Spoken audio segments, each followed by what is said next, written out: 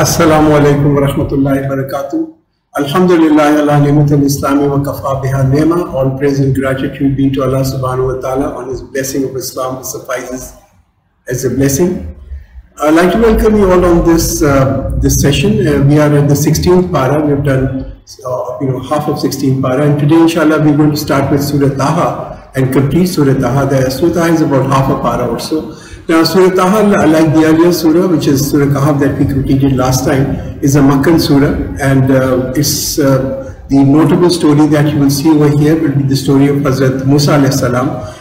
The very detailed account coming in, almost like 90 ayahs on that. The significance of Surah Taha also is compounded by the fact that Hazrat Umar, before he converted to Islam, he heard the surah. In fact, his conversion was after he read the surah.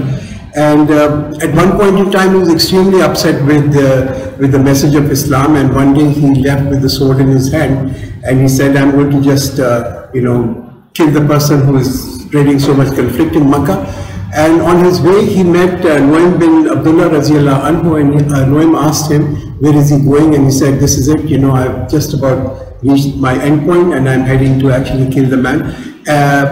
Nuaym said, "Did you really check with your own sister and your brother-in-law? Because they also have converted." And so this was a surprise thing for Hazrat Umar. And instead of going to our Prophet ﷺ's home, he turned around and he went to his sister's home. And when he reached over there, she was actually reciting Surah Taha. And she hid the paper on which Surah Taha was written. And he asked her, or Hazrat Umar asked her, and he said, "What were you reading?" And she said, "Well, I'm not going to really show it to you." And so he hit her. And when he hit her, she started to bleed. And she said that even if you were to kill us, we will not renounce this religion. That's how strong her faith was. And Umar, when he saw his sister bleeding, in fact, obviously he must have felt apologetic. And he said, "Okay, I'm really sorry." And he said, "I really want to read this." And so the sister said, "Why don't you first go and take a bath and then cleanse yourself?" And when he came back, she gave him this paper on which Surah Taha was written. And as Hazrat Umar read this surah, the impact on him was so profound and so immediate that he actually then, with the same sword in his hand, he went to the house of our Prophet ﷺ, who allowed him to come in, and then that's the time when he took the Shahada and he converted. So what's the lesson? Well, the lesson for us is that sometimes we have this feeling, these people will never change, right?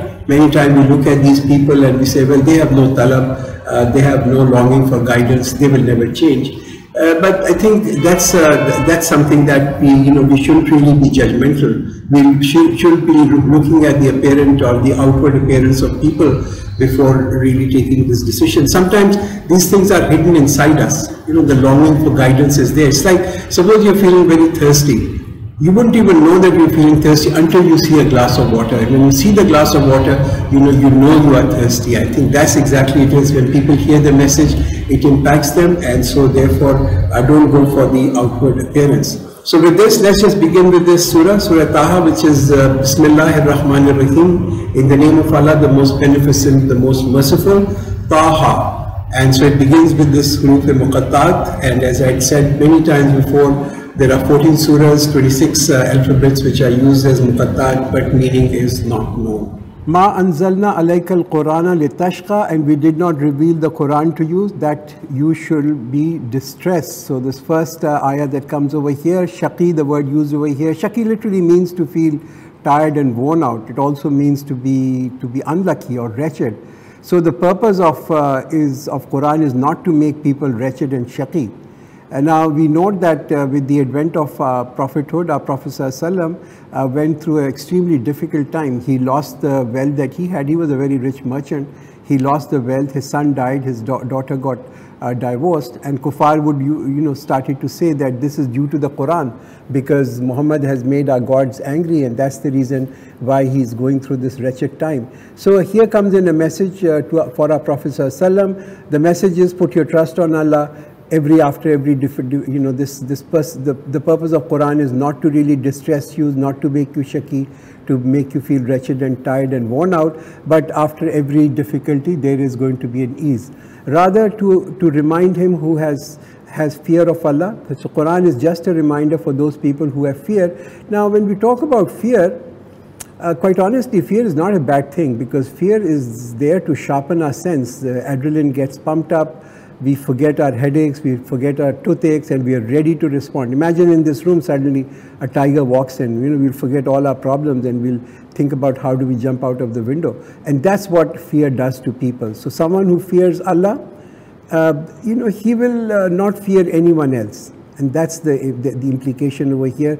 And someone who does not fear Allah, unfortunately, he's going to fear everything else. So fear, the reality of fear actually makes people brave and courageous. And when we fear, then at that time we leave deeds which are very dear to us. There are many things that we love to do, but because of the fear of punishment, because Quran makes us fearful, because of that fear of punishment, we stop doing deeds or things which are detrimental to us or which Quran stops us. So fear in a positive way over there, because it stops us, it keeps us on the Sirat-e Mustaqim. A revelation from the one who created the earth and the high heavens. The Rahman has positioned himself on the throne. To him belongs all that is in the heavens and all that is in the earth, and whatever lies between them and whatever lies beneath the soil. So a magnificent introduction of the author of Quran, who sent this Quran, who wrote this Quran, who revealed this Quran. One who becomes aware of the azmat, the majesty of Allah, will clearly search for guidance. How do I reach to this author of this magnificent book, of the author of this magnificent universe? The king of the universe. You will have that talab inside you to get the guidance to reach to him. Now please remember that as these three ayahs make it very clear, this is a message, it's not a request or a plea. Understand that the majesty of this kalam, this is a proclamation of the kings of the king. In Bukhari there is a hadith in which our Prophet ﷺ said that when Allah wants good for someone, he gives him the understanding of this deen. So if you get understanding of this deen, you must treasure it. That's the greatest treasure that you have. So to whom this treasure is given, who deserves this? Who deserves guidance? I think that's the question that we don't know. Only Allah knows. And as we will see going forward, Allah makes it clear that who are the people who He is going to give guidance. If you speak aloud, surely He certainly knows the secret. And what is more hidden, Allah knows what is in our hearts. He knows which one of us will become Umar, and He also knows which of these people will become Abu Jahl. Right? Both of them were people that Prophet wanted to come into the folds of Islam. One came, the other one did not come. So who accepts the light of guidance? Really, we don't know. This is only in the knowledge of Allah. Allahu la ilaha illahu lahul asmaul husna, and such is Allah. There is no God but He, and for Him are the most beautiful names. Now this ayah again is a great consolation for someone who wants to, or who works by putting his trust on Allah, that someone who makes Allah as his friend, for him everything will be a barakat for him. There is no question of failure at all. And someone who wants marfat of Allah, someone who wants to reach Allah, he must ponder on these most beautiful names of Allah. So you know the attributes, look at the names of Allah, and you will come close to Him. وَهَلْ أَتَاكَ حَدِيثُ Musa, and has there come to you the story of Moses, when he saw the fire and said to his family, stay here, I have noticed a fire. Perhaps I will bring you an ember from it, or find some guidance by the fire. So the story of Musa alayhi salam coming over here, he's returning back to Egypt after spending about 8 or 10 years in self-exile in Madian. It's a dark, cold night. He's in the middle of nowhere, someplace in Mount Sinai, and then he sees a light. Now he looks at this light from a distance and he thinks that this is a fire, so I can either get some fire from here, from there, and get some warmth, or maybe I can get some guidance from it. But he goes for the fire, and what he gets is, in return, he gets prophethood. So sometimes when we think about it, our human expectations are very limited, but Allah's bounties are quite unlimited. He went to look for a guidance for his family, and look what he ended up. He ended up guiding an entire nation. So this is the bounty of Allah, the unlimited bounties of Allah. So when he came to it, he was called, O Moses, it is me, your Lord, so remove your shoes. You are in the sacred valley of Tuwa. So he reached to this fire, Hazrat Musa alayhi salam, he reached over there and he saw a very strange scene. He saw a bush with green leaves, but they seemed to be on fire, but the bush was not burning, there was no smoke. And a voice came to him from every direction. You know, there's a riwayat in which says, Musa asked, who is the caller? Where is the caller calling from? And the response came, I'm above you, I'm in front of you, I'm behind you. Now, Quran says over here, Allah reveals over here, you are in the sacred valley of Tuwa. How blessed that place must have been. You know, when you really think about it, a place where Allah is addressing His servants or His slave, this must be really a blessed place. There are other places which Allah has also assigned sacredness. You know, they are like Baitullah, which is the Kaaba, Masjid al-Nabawi, Masjid al-Aqsa. Now, only these are places which are sacred. You know, this is, no one else has the right to assign sacredness to any place other than Allah. So what has been specified, these are the only sacred places. And then the instruction given to him was, so it is my Lord, so remove your shoes. Remove your shoes, take off your shoes. What do we do what do we feel when we remove our shoes? We feel relaxed, you know, the tiredness that is there of the day goes away, our ability to absorb things increases, we get much more in that frame of mind to be able to absorb things. And this is the adab of learning. The adab of learning is that we remove the shoes and then we sit. And it's a common custom in many houses that you see that when you are entering the house, you actually take your shoes off, and that's just again a show of respect. I have chosen you, so listen to what is revealed. Listen, again, Quran, Allah mentioning over here, Quran stating over here, listen attentively. That's the fundamental etiquette of Quran, that you listen to it and you are attentive to it. Innani anallahu la ilaha illa ana fa'budni wa aqimus salata lizikri. Surely I am Allah, there is no God but I, so worship me and establish salah for my remembrance. The first lesson that's given over here, la ilaha illa, that there is no God but I, the lesson of Tawheed, the belief in one God. That should really become part of our action, part of our deeds. The next lesson over here, aqimus salata lizikri, establish prayer for my remembrance, offer prayers. So here the purpose of prayer is highlighted. Why do we say prayers? We say prayers for the remembrance of Allah. So if our tongue is moving and we are saying words, but our heart is not involved, we are not focused on what we are saying, we are just uttering, then the whole purpose of the prayer is not achieved. Namaz is a means, for remembering Allah. Only then namaz will become beneficial, when we actually remember Allah in the namaz. Now it does happen that when we start the prayers, our attention shifts away, and that's the time when you need to actually gently shift your attention back, gently push it back. Be conscious of the fact that your attention is going to, get diverted, and you must shift it back over here. We must train our mind. The mind needs to be trained that when we say our prayers, we are remembering Allah. Now also please remember, protect your prayers, because that's the first question that will be asked on the day of judgment. The first question will be about our namaz. Surely the hour is coming. I would keep it secret so that everyone is given a return for the effort one makes. So the knowledge of this day is unknown even to the angels and to the prophets. Only Allah knows. It's kept secret by Him. So the one who does not believe in it and follows his desire must not make you neglectful of it, otherwise you will perish. So when we are in company of worldly people, then the world becomes our priority, and that's a fact. Whatever company we are in, if we are in a room which is filled with smoke, we will be reeking of smoke.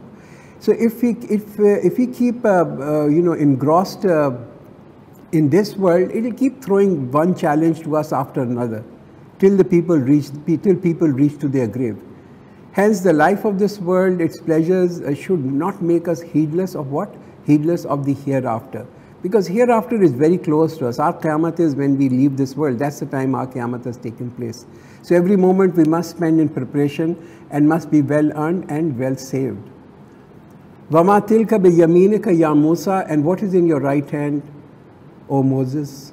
So here Allah is asking a question. What is in your right hand, O Moses? The purpose of this question is to draw attention of Moses. Allah knew what's in his hand, so that why did Allah make this question over here? What is in your right hand? So that you can actually, he can observe very closely. Hazrat Musa alayhi salam becomes conscious of what is in his hand, because soon it's going to change its form. He said, it's my staff. I lean on it. I beat down leaves with it for my sheep, and I have many other uses for it. Now, look at the question. The question Allah just asked Hazrat Musa alayhi salam was, what is in your hand? And the response is, my staff. Musa could have just said, this is a stick, this is just a staff in my hand. But Musa goes on and he explains. Why does he do that? He's just prolonging a conversation. Why is he prolonging this conversation? Because he has the attention of Allah. And he is really enjoying talking to his Rabb. So, when people are talking to someone that they love, they just can't talk enough. It's like you keep talking to someone for hours and there's nothing more left to talk, and they say, Acha aur aage batao, acha aur batao. It's like that. It's the same thing is being going on over here. And so Hazrat Musa alayhi salam gives the benefits of his staff, of the stick that he has. What did Allah command him next? So the first lesson we saw was the lesson of Tawheed. The next lesson we saw was the lesson of Namaz. And now the third lesson comes in over here. He said, throw it down, O Moses. The staff or the stick is a symbol of support. It's a symbol that you have a support of something. Allah said, throw it away. When the command of Allah comes, leave any benefit, any advantage that you have. Throw those things away. This is a lesson of tawakkul or trust on Allah. So the third lesson after Tawheed Namaz is a tawakkul on trust on Allah. So he threw it down, and behold, it was a serpent gliding. So the moment the command is accepted, something that was so useful became such a strange thing. Not just a strange thing, but really a frightening and a harmful thing. And actually that's how you see the life of our Prophet ﷺ. When he proclaimed that there is no God but Allah, those people who were close to him, they became strange and they became menacing. Abu Lahab, he loved our Prophet so much before the advent of Islam, before the advent of prophethood, that two of his sons were married to the daughters of the Prophet. When our Prophet ﷺ was born, Abu Lahab actually freed a slave. He was so happy. But the moment our Prophet Muhammad ﷺ, he recited the kalma, the same man becomes his arch enemy. So in journey of faith, you need to put your trust on Allah. You will experience difficulties. Some of them may be frightening, but this is a temporary situation. Don't be scared. Don't turn back. Things will settle down and things will be all right in future. He said, grasp it and don't be scared. We shall restore it to its former state. Don't fear, don't leave. The snake becomes a useful staff. And press your hand under your arm and it will come out white without any disease as another sign. So Hazrat Musa alayhi salam, another miracle given to him was that his hand would glow, become white. And what was the use of this miracle? Well, the use of this miracle was that Hazrat Musa alayhi salam was to lead Bani Israel on a very dark night, and we'll see that coming in later. Now on that dark night, it was his hand which would guide the Bani Israel coming out of Egypt and on their exodus. So that we may show you some of our great signs. Go to Pharaoh, he has really exceeded all bounds. Now why sending Musa alayhi salam to Pharaoh? Why not to the poor people of Egypt? Because if the leader converts, the whole nation converts. It's like in Medina, Sa'd bin Mu'adh radiyallahu anhu, Sa'd bin Ubaidah, the two leaders of two tribes, Aus and Khizrat, they converted and their entire tribes converted. Because the leaders are the role model. Rest of the people are just followers. It's like in our body, our brain is small as compared, just a few ounces, right? As compared to the weight of our whole body. Yet it controls the whole body. So a few people in power, in authority, can bring about dramatic changes. And that's the reason why Allah said, go to Pharaoh, and he has really exceeded all bounds.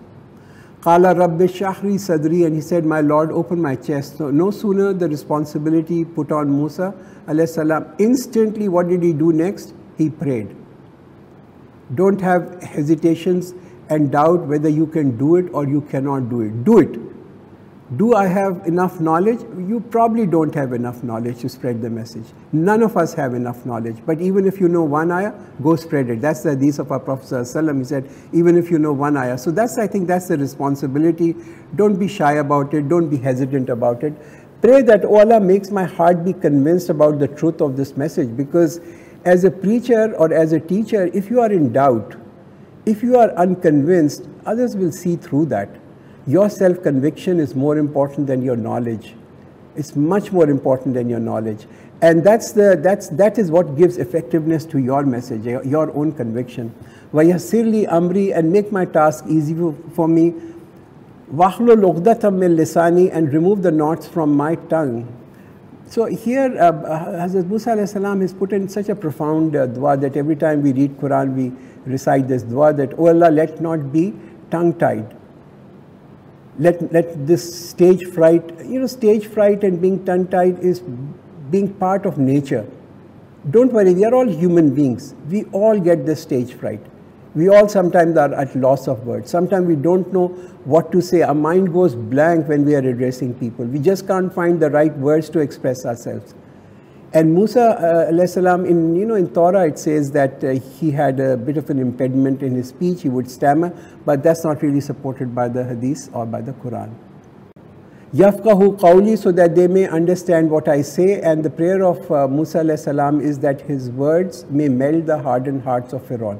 Every preacher, I think, has one of the fears that is there in the hearts of every preacher is that he does not say anything which puts people off, or that there is a misunderstanding that is created, and so therefore that is included in this prayer. And appoint for me an assistant from my family. Now people need support of other people. They say 1 and 1 is 11, right?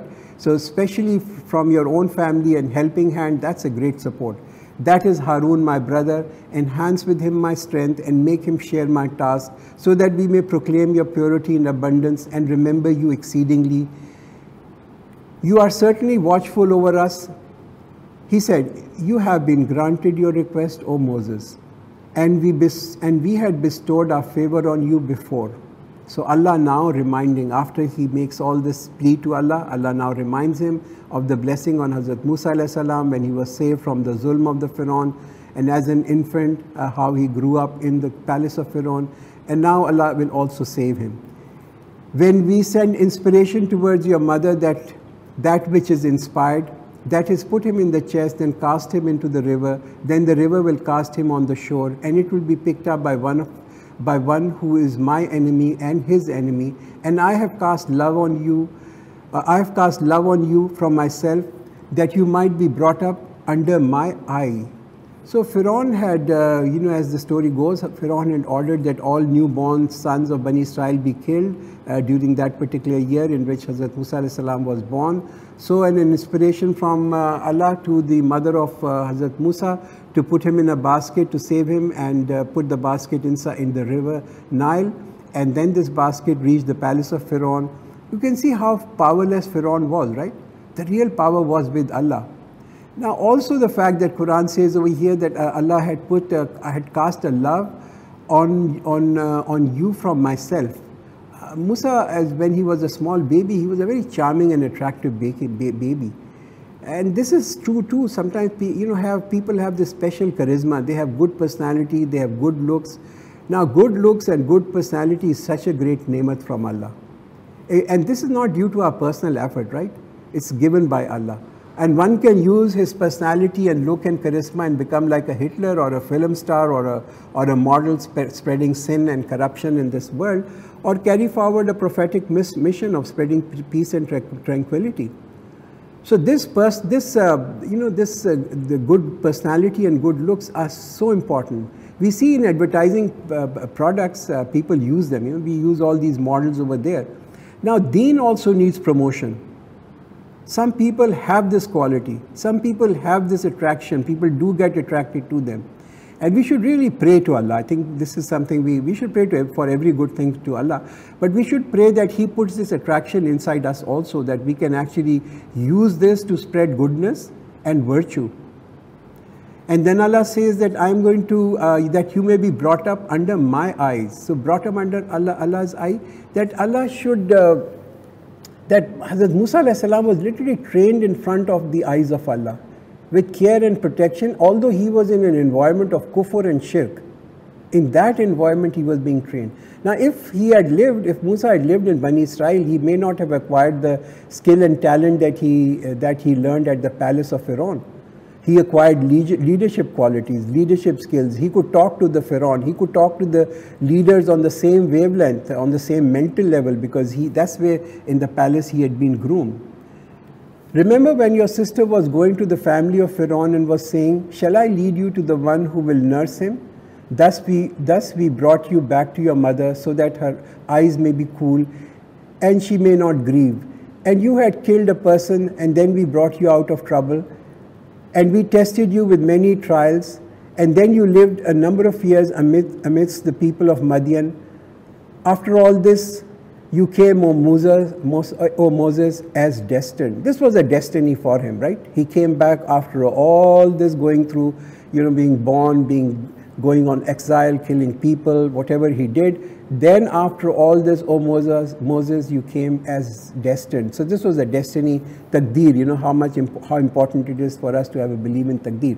Now as the story goes, Musa alayhi salam's wife, Musa alayhi salam's mother, she cast him in Nile, but her heart was not really at rest. So she instructed her daughter to follow the basket, and when Moses was found by the wife of Pharaoh, he was a small baby and there was no one to feed him in the palace. So the sister suggested that I know of a woman.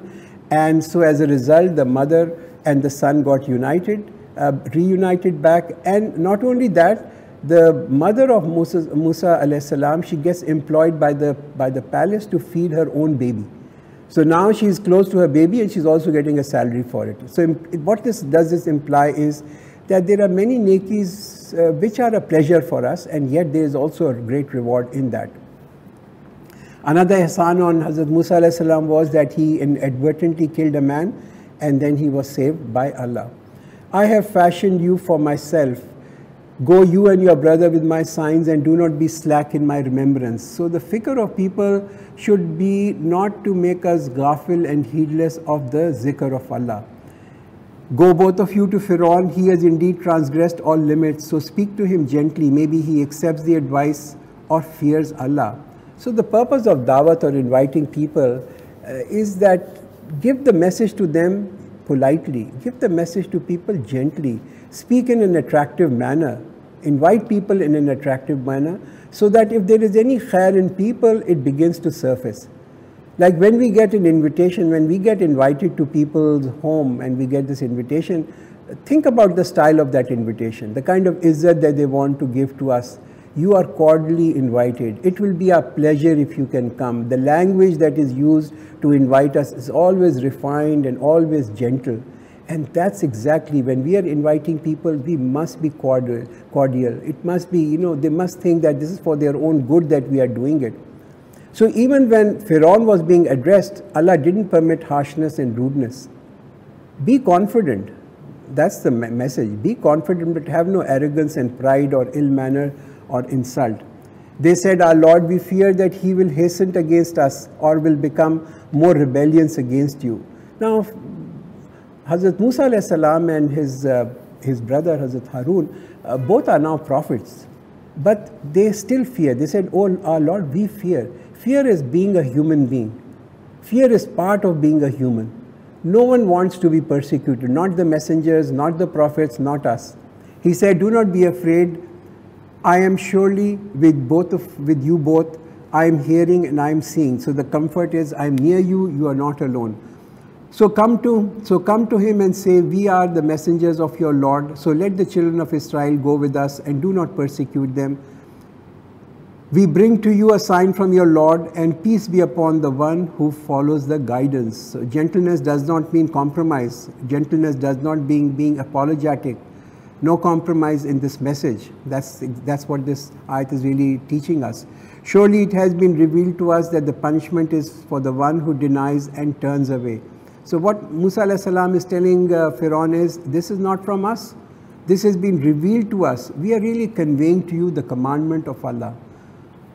"Qala famar rabbukuma ya Musa," and Pharaoh said, "Then who is the Lord of you two, O Moses?" Now the question answer session begins. Firaun himself, he would call himself the Rabb. Ana Rabbukumul Ala. I am the greatest Rabb. That's what he used to call himself.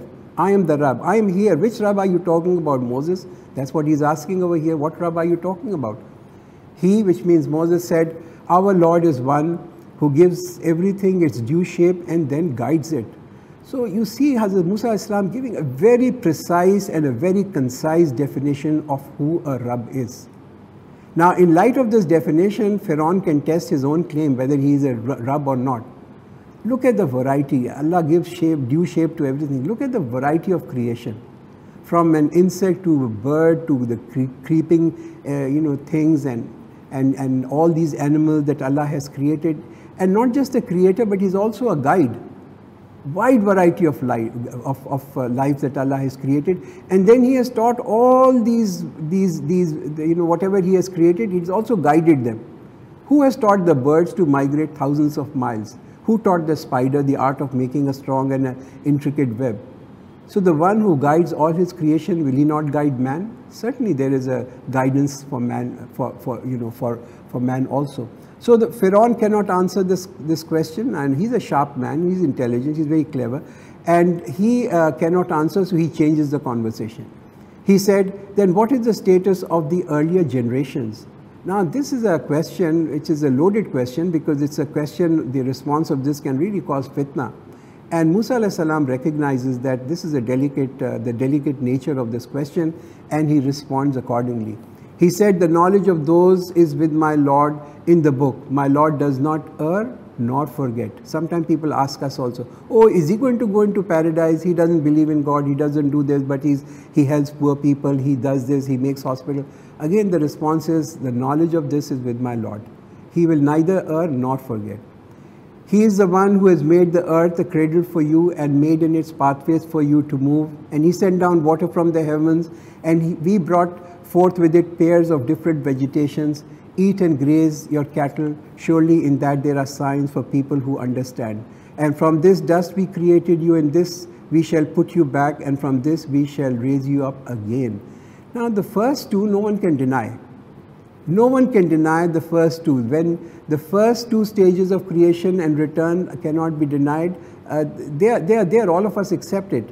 So when these two are reality, why can't the third be a reality also? That we came from this earth, we have gone back to this earth, and we shall rise again. The third is also equally as a reality. And we showed him, which means Firaun, all our signs, yet he rejected and refused. He said, have you come to us to drive us out of our land with your sorcery, O Moses? How did he reach to this conclusion? Moses never said, I'm going to drive you out of your land. That you want to drive us out from the land. Because no matter how weak is truth, no matter how weak is faith, and no matter how weak is justice, the exploiters will always guess that this is a great danger for us in the future. And as a result, they will put a false propaganda to nip the evil in the bud. They don't want truth, they don't want justice to be there, they don't want faith to be there. We too will produce similar magic, so make an appointment between us and you, which we will not break, neither we nor you, at a central place. He, which means Moses, said, your appointment is the festival day, and people should be assembled at forenoon. So Musa alayhi salam selects a day, so that he knows that he has a miracle to show, and he invites everybody. He says, let the festival day at noon, people will finish their job and come and look at this great this great feat that's going to take place. So Firaun turned back and he put his plot together, then came. Moses said to them, pity on you, do not fabricate a lie against Allah, lest He should destroy you with the punishment, and loser is he who fabricates a lie. Now this is a speech probably Musa alayhi salam must have given to those magicians well before this competition was going to start. Then they disputed among themselves in their manner and kept their counsel secret. They said, certainly these two are sorcerers who wish to drive you out of your land by their magic and take away your exemplary culture. Exemplary culture. Now this is almost like this propaganda team of Firaun collecting together saying, look, these people are losers. They are slaves. And therefore they want to take away all the great things that this Egypt has, the great Egyptian culture. Your life will become terrible, will become terrible because all this party will be over.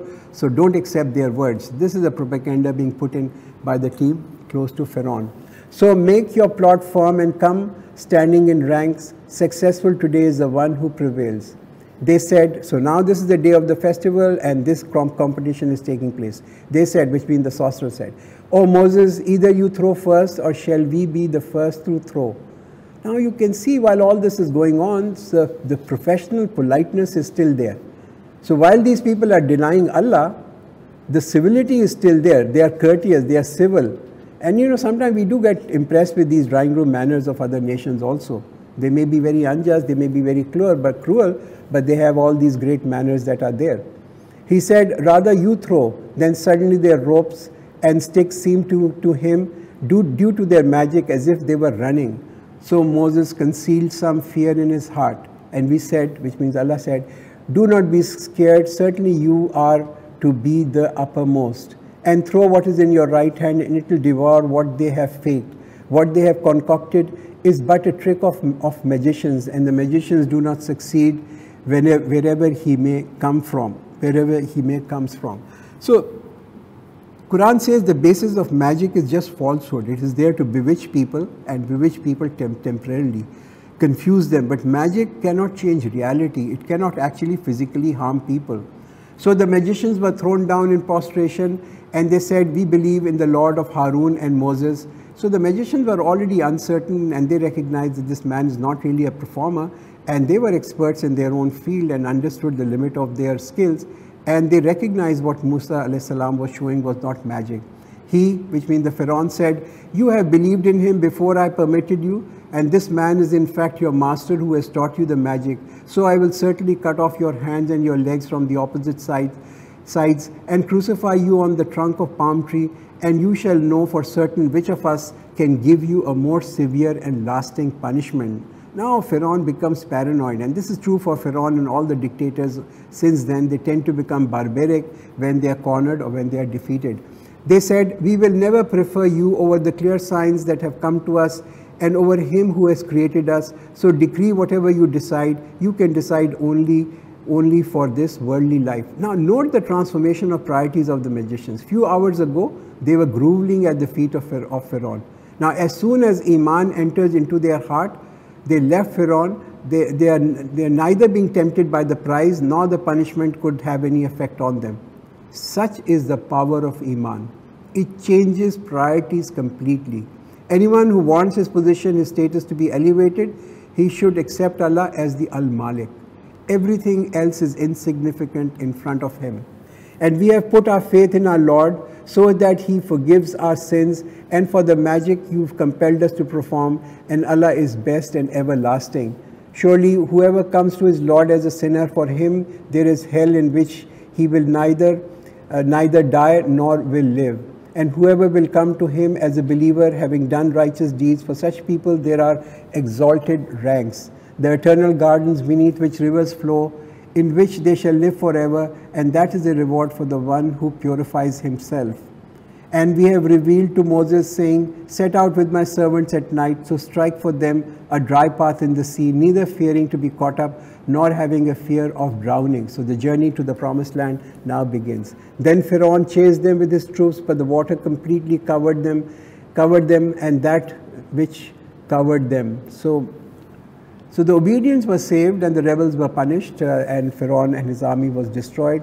Pharaoh led his people astray and did not show them the right path. Just one man led to the destruction of an entire nation. One bad leader can lead so many to go astray. "O children of Israel, we delivered you from your enemy and made covenant with you on the right side of the Mount Tur, Sinai, and sent down for you man and salwa. Eat of the good things we have promised for you for your sustenance, and do not exceed limits, lest my wrath should descend upon you. The one upon whom my wrath descends certainly falls into destruction.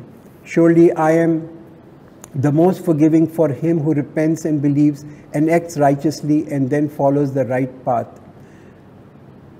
What has caused you to hurry before your people, O Moses?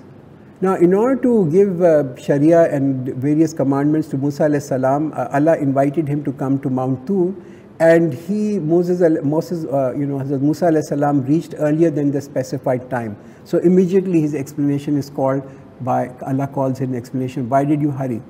He said, here they are just behind me, I hurried towards you, my Lord, so that you may be pleased. Why did he rush? The motive was excellent, to please Allah. The intentions were noble, but Allah does not like haste. Musa alayhi salam should have done tarbiyat of his people. He gave it preference to his shauq, his desire to be with Allah, and so he arrived there early. He said, we have then put your people to a test after you left them, and Samiri has misguided them. Samiri was a man in Bani Israel. He had no faith. In absence of Musa alayhi salam, he made a calf. And while Bani Israel were physically liberated, but mentally they were still the slave of the culture and rituals that they saw in Egypt. And they saw their masters doing whatever their masters used to do. They started to do that. This is a kind of inferiority complex that is there in slaves. So Moses went back to his people angry and sad, and he said, "O my people, did your Lord not promise you a good promise? Then did then the time become too long for you, or did you wish that the displeasure from your Lord befalls on you, and hence you broke the promise with me?" They said, "We did not break our promise to you of our own accord, but we were burdened with the loads of ornaments of the people, so we threw them, and that is what Samri cast. Then he brought forth for them a calf, which was merely a body with mooing sound." They said, they said, "This is your God, the God of Moses," and he forgot. Have they not seen that it did not respond to them with the word, nor did it have power to harm them or benefit them? Harun had already said to them, "O my people,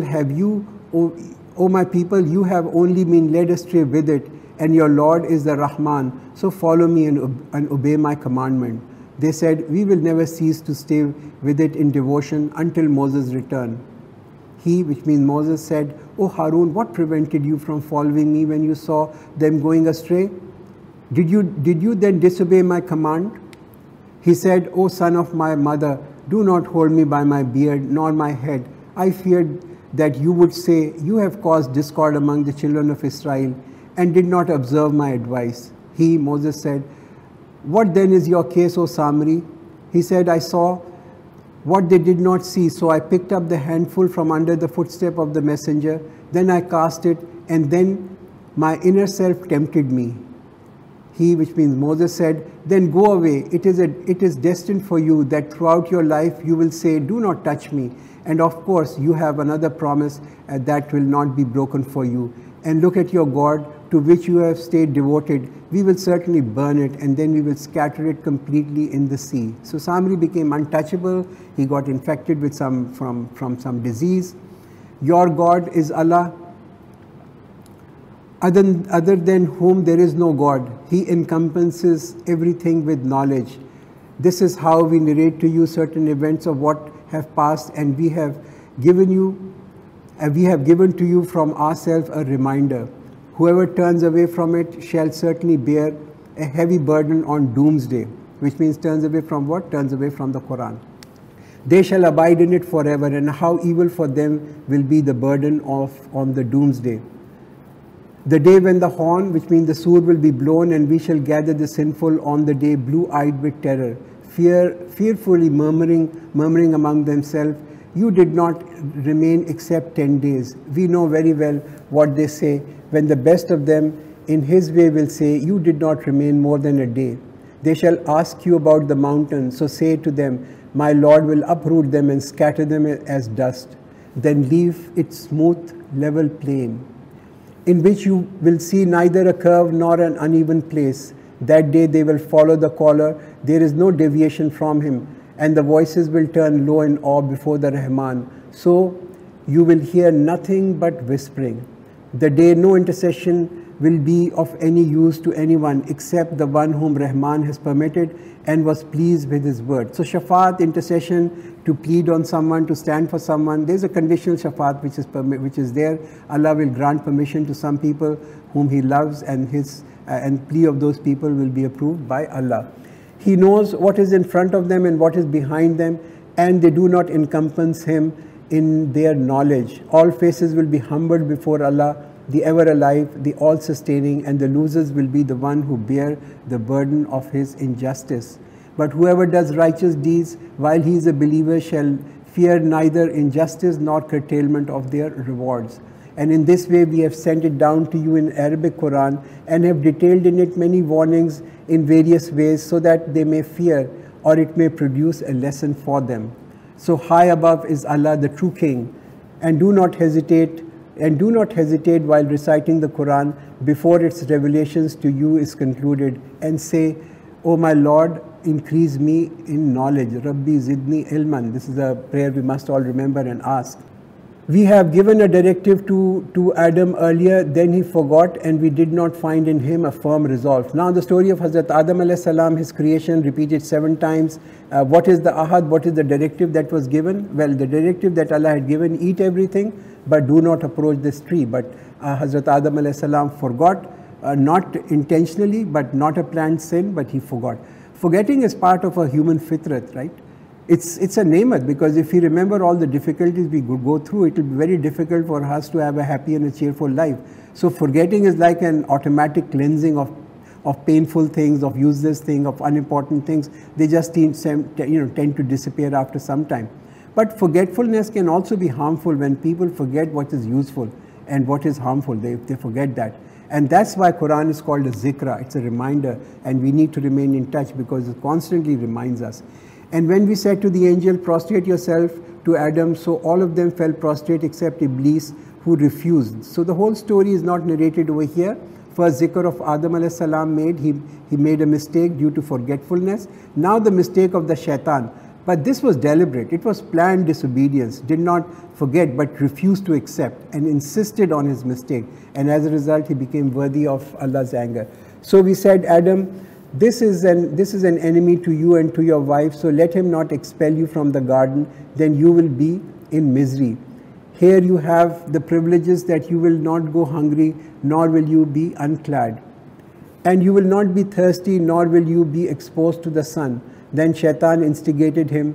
He said, which means Shaitan said, Adam, shall I guide you to the tree of eternity and to the empire that does not decay? Now, in what form did Shaitan come to Hazrat Adam alayhi salam? Not in form of like 2 horns and with a fork and breathing like a devil, but he came in form of a waswasa, in form of an insinuation, and that's how he's going to come to us also. He knows, Shaitan knows the nature of man. He knows that man fears death and man fears poverty. These are the 2 things that the greatest fear people have. So he puts a waswasa and tells Adam alayhi salam, you will live forever, you will flourish forever. So both of them ate from it, which means Adam and Eve, both ate from it, and their parts of shame were exposed to them, and they began to cover themselves with some leaves of the garden. And Adam disobeyed his Lord and erred. Very interesting, the moment man did the nafarmani of Allah, the immediate result, his garments were taken away. The first blessing to go away is the garment. See how unblessed this world is. Now you can see how unblessed this world is. The more exposed people are, the greater is their distance from the mercy of Allah, and they have fallen victim of shaitan. Modesty is ingrained in people. Haya and hayat, they are the same word. Immodesty is really unnatural, against human fitrat. Thereafter his Lord chose him, so he accepted his repentance and gave him guidance. Why did Allah gave guidance to Adam and not Iblis? Not a game of chance, but the niyat, the intention, the behavior, the attitude was different. Hazrat Adam alayhi salam immediately recognized his mistake and called his Rabb. Shaitan was disobedient and he began to justify and had no regret or remorse. So 2 things that people do not get until they ask. First is love of Allah, and the other one is forgiveness. He said, go down from here, all of you, some of you enemies of the other. Then should some guidance come to you from me, the one who follows my guidance shall not go astray, nor shall be in trouble. So Allah forgave Hazrat Adam alayhi salam and then send him down to the earth and not sent down as a punishment. وَمَنْ أَعْرَضَ عَنْ ذِكْرِي فَإِنَّ لَهُ مَعِيشَةً زَنْكَ وَنَحْشُرُهُ يَوْمَ الْقِيَامَةِ أَعْمَى. And as for the one who turns away from my reminder, he shall have a difficult life, and we shall raise him up blind on the day of judgment. Every sin is an azab. Like greed is an unending fire that consumes people. There is no peace. no sukoon. If we turn away from the reminder of Allah, it's very easy for Allah to make life difficult for people. They may have everything in this world, and yet life would be difficult for them. قَالَ رَبِّ لِمَا حَشَرْتَنِي عَمَى وَقَدْ كُنْتَ بَصِيرًا, and he will say, my Lord, why did you raise me blind while I had sight before? He who chooses to close his eyes to guidance will rise in that state on the day of judgment. He will say, in similar manner as our signs came to you and you ignored them, in the same way you will be ignored today. Thus we compensate him who exceeds the limits and does not believe in the signs of his Lord. Certainly the punishment of the hereafter is more severe and more lasting. It is not guidance for them how many generations we have destroyed prior to them, amidst whose dwelling they walk. Surely in this there are signs for men of reason. And had there not been a word gone forth from your Lord, the punishment would surely have come. But there is an appointed term. So everything has a time. Things happen according to a particular time. They're all ordained. This time that has been given to people is to ponder, to recognize and correct our mistakes. So endure with patience what they say, and glorify your Lord by praising him before sunrise and before sunset. And during the hours of the night glorify him, and at the two ends of the day, so that you may be pleased. Don't be disheartened, don't give up. Keep your prayers up. Do not strain your eyes in longing after that which we have given to some to enjoy of the splendors of the worldly life, through which we test them, and the provisions of your Lord is much better and more lasting. So don't let this worldly glamour and the attraction of this world distract you. Even a longing look is just a waste. This world is just too short-lived. Bid your family to perform salah and be consistent on it. We ask no provision from you, we provide for you, and the ultimate end is in favor of the God-fearing. So our responsibility is not just to feed and clothe our families, but also to encourage our families to be firm in prayers. They say, why does not he bring a sign from his Lord? Has there not come to them the clear signs of what is contained in the earlier scriptures? And if we had destroyed them with the punishment before it, they would have said, our Lord, why did you not send us a messenger to us, so that we might have followed your signs before we were humiliated and disgraced? قُلْ كُلٌّ مُتَرَبِّصٌ فَتَرَبَّصُوا فَسَتَعْلَمُونَ مَنْ أَصْحَابُ الصِّرَاطِ السَّوِيِّ وَمَنِ اهْتَدَى. Say, everyone is waiting, so wait then you shall know who is the people on the straight path and who is on guidance. So this last ayat is that if people want to wait, then they can wait. If they choose to wait, so wait, let them wait. They will ultimately realize who was right and who was wrong, who was on the straight path and who was on guidance. Barakallahu lana wa lakum fil Quran al-Azim wa nafana wa iyyakum bil ayati wa zikril hakim.